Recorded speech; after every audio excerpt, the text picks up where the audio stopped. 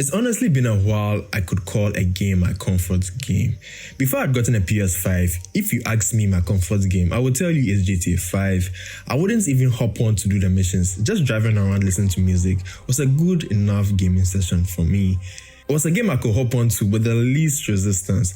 As you may not know, I'm not really a fan of competitive games. Not to say I never was. I could get quite sweaty when I was younger, but now I just like to chill and just dive into the gaming world.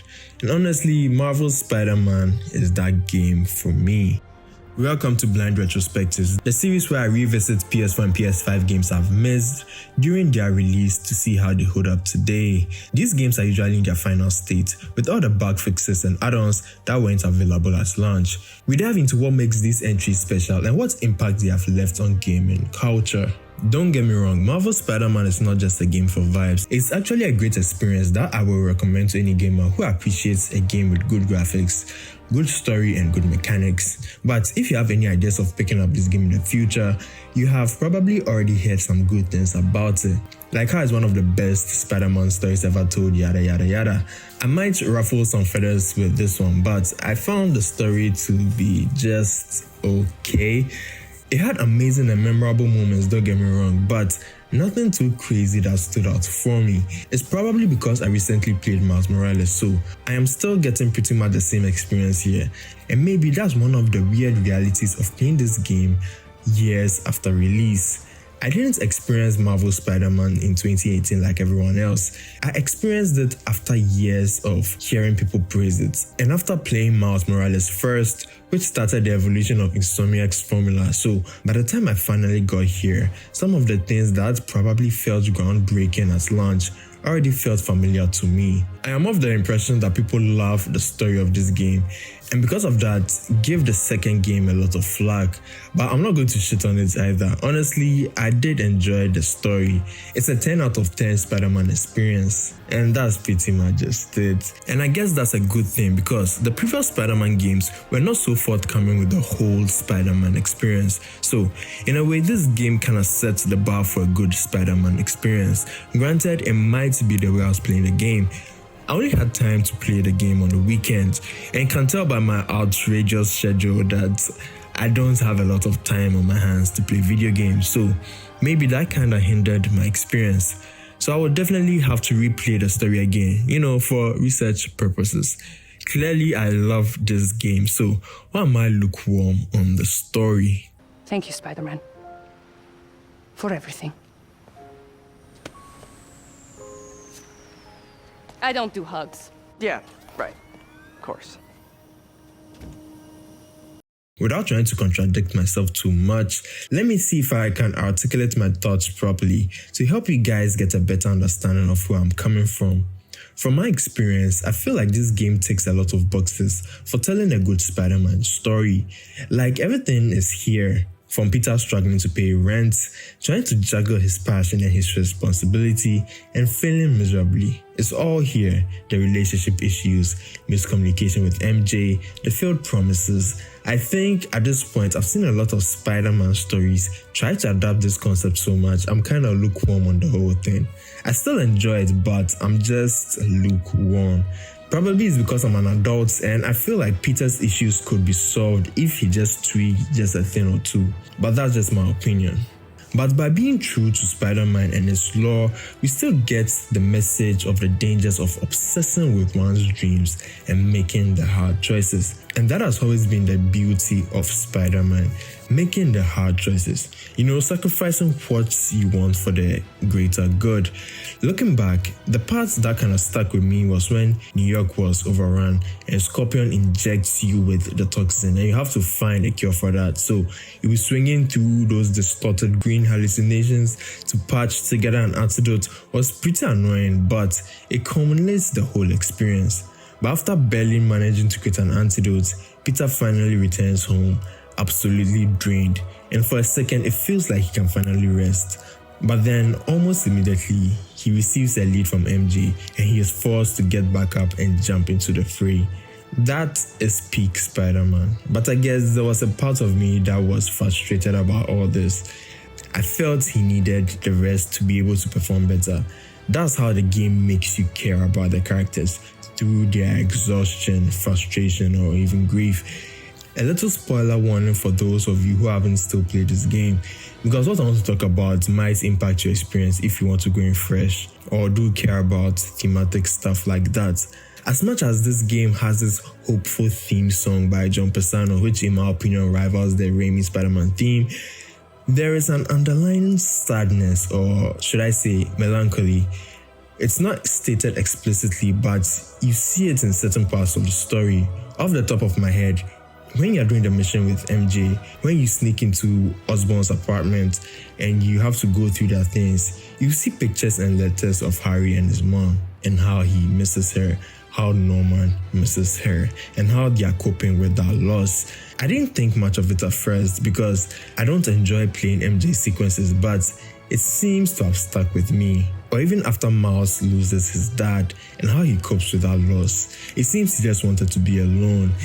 He didn't want sympathy or pity, just silence to bask in that melancholy to process his emotions. And that's why the melancholy of this game stuck with me more than the big action moments. Long after I forgot certain boss fights, I still remember these quiet moments where the characters were simply trying to cope with the loss. After all, how will you process the experience of seeing your dad killed right in front of your eyes?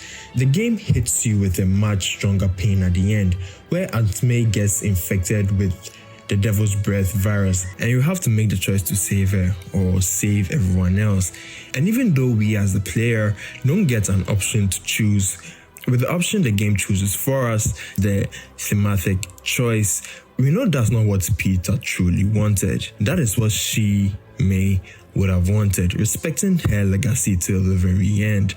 Very enjoyable stuff, so definitely I have no reason to be lukewarm about this story. So why am I so indifferent if I remember this game so fondly? You see, my problem is not that the story is average. My problem is that Spider-Man stories have trained me to expect these themes. So while I respect what the story accomplishes and genuinely enjoyed experiencing it, it never quite crossed that line of becoming one of my favorite Spider-Man stories. Speaking of Spider-Man experiences, I've been a big fan of Spider-Man since I was a kid, and I've tried to play each entry. Whether they're a moving time game or an original IP, I try my best to play that game in any shape or form.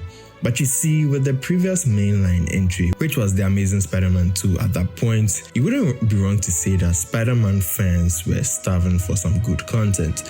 Heck, I could remember when the reveal trailer for this game dropped. I couldn't believe how good it looked and how clean the gameplay was. And as you know, I didn't have a PS4, so I could only enjoy this game through YouTube videos. But finally, playing it now, the remastered version on the PS5, after all that time, I get it, and I get why people love this game. So, the game plays similarly to the Arkham games, with its own Spider-Man twist. Let's start off with the most important, the web swinging. The web swinging is probably the main reason this game became my comfort game in the first place. I'm not perfect at it, but I do have my moments where I get in the zone and everything feels cinematic. The web swinging is just the R2 button, but it's not that simple. For maximum speed, you have to time your release at the absolute bottom of your swing arc to get the full momentum. Peter actually coaches Miles on the basics of momentum and gravity during one of their phone calls, which you would have caught on if you actually listened to their conversations.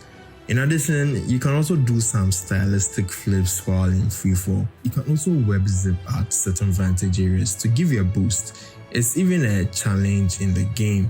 Since I covered Miles Morales on the PS5, I wouldn't go too deep with the web swinging. It's more or less probably the same.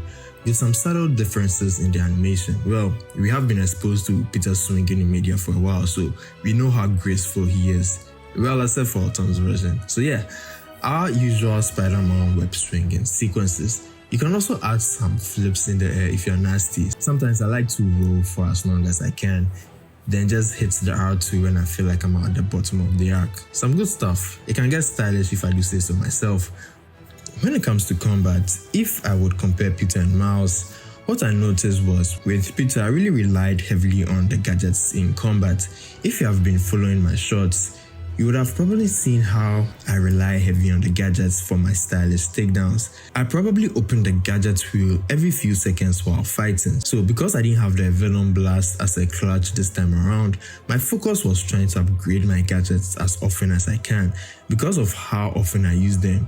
And even though I was performing finishes left and right, most times in the midst of battle, I would just pop out the inventory wheel and select a web-based attacks for my stylish play. You gotta forgive me for that, I'm a big DMC fan. But be sure to check out those clips in the shorts. Funny enough, I didn't spend a lot of time on the skill tree within my playthrough. Even though I did get all the skills, I realized that I'd already developed a playstyle that worked for me. And after unlocking certain skills, I never even bothered or thought of trying the others. I might have unlocked those skills, but I noticed I barely use some of them on my regular playthrough. I will probably have to take a look at it again when I start a new game plus playthrough. Maybe I've probably forgotten an essential skill that can greatly improve my gameplay.